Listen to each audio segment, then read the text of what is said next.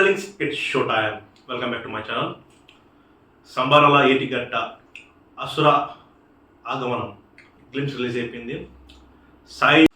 సాయి దుర్గదేశ్ చాలా రోజుల తర్వాత కొద్దిగా ప్రామిసింగ్గా కనిపిస్తున్నాడు. ఇంకెందుకు ఆలస్యం darlings, let's watch the glimpse.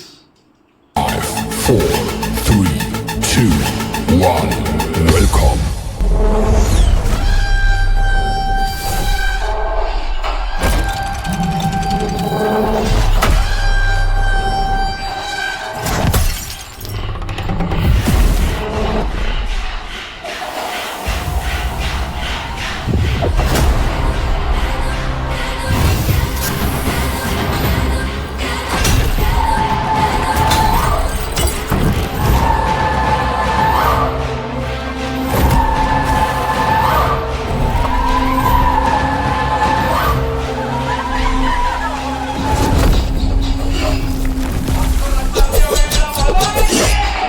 అసుర సంధ్య వేళ మొదలైంది.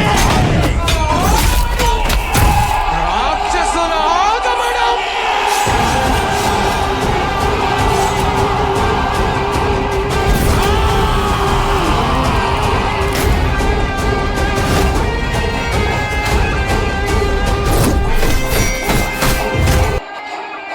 మొత్తానికి ఈ గ్లిమ్స్ చాలా ప్రామిసింగ్ కనిపిస్తుంది.